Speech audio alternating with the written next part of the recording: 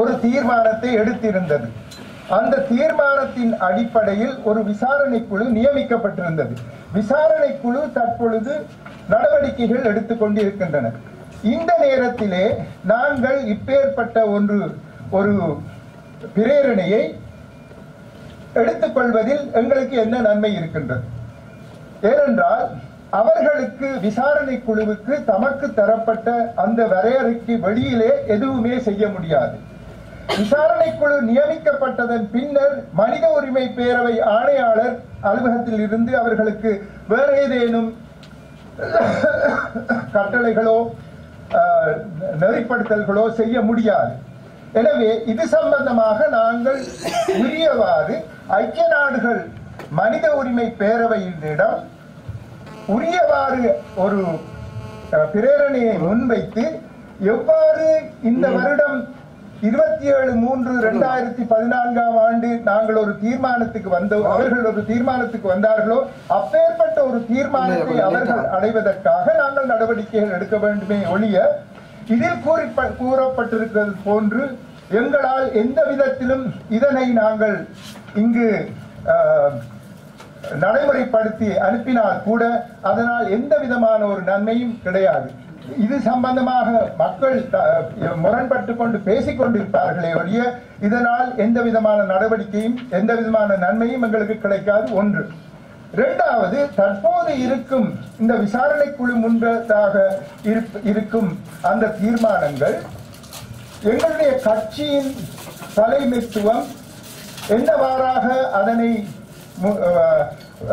முன்வைத்து பல நாடுகளிடம் போய் கதைத்து அவர்களுடைய அனுசரணையோடு அதனை முன்வைத்ததோ அதே போன்று நாங்கள் மீண்டும் இப்பேற்பட்ட ஒரு அதிகாரத்தை விரிவாக்குவதில் சம்பந்தமாக நடவடிக்கை எடுக்க வேண்டுமானால் அதனை நாங்கள் செய்ய வேண்டும்.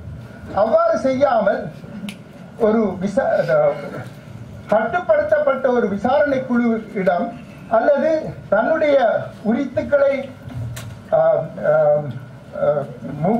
முடிவுற்ற ஒரு நிலையில் இருக்கும் மனித உரிமை பேரவை ஆணையாளரை இவ்வாறு செய்யுங்கள் என்று நாங்கள் கோருவது எந்தவித நன்மையும் இல்லை. ஐக்கிய நாடுகள் மனித உரிமை பேரவை தான் இந்த தீர்மானத்தை எடுக்க வேண்டும். இதனால் தான் தம்பி சயந்தன் கூறுவது போன்று இவற்றை அது ஒன்று. இரண்டாவதையும் நான் கூறி வைக்கின்றேன். எங்களுடைய கட்சி இது சம்பந்தமாக ஒரு எப்பேற்பட்ட ஒரு நிலையில் இருக்கின்றது, எப்பேற்பட்ட ஒரு தீர்மானத்தை அவர்கள் எடுக்க இருக்கின்றார்கள் என்பது சம்பந்தமாக நாங்கள் கட்சி ரீதியாக பேசி ஒரு முடிவுக்கு வர வேண்டுமே ஒழிய நாங்கள் இவற்றை இங்கிருந்து ஏதோ ஒரு விதத்தில் ஒரு பிரேரணையை நாங்கள் கொண்டு வந்தோமானால் எங்களுடைய கட்சியின் பலவிதமான பிரச்சனைகளை நாங்கள் எதிர்நோக்க வேண்டி இருக்கும். எனவே தான் நான் கூறுகின்றேன், அவர் கூறியது போன்று இதனுடைய உள்ளடக்கத்திலே உணர்வு பூர்வமாக இருப்பதை நாங்கள் ஏற்றுக்கொள்ளும் ஒன்று, அறிவுபூர்வமாக அதனை எவ்வாறு எடுத்து எம்ப போகின்றோம் என்பது சம்பந்தமாக நாங்கள் பலவாறாக யோசித்து அதற்குரிய அந்த அந்த அந்த ஃபார்மட் அதுக்குரிய ஒரு எந்த அடிப்படையில் இப்பேற்பட்ட ஒரு பிரேரணை கொண்டு வர வேண்டும் என்பது சம்பந்தமாக அதுக்கென்று இருக்கின்றது. இப்படித்தான் அந்த பிரேரணைகள் கொண்டு வர வேண்டும். அதே மாதிரி ஒரு பிரேரணை நாங்கள்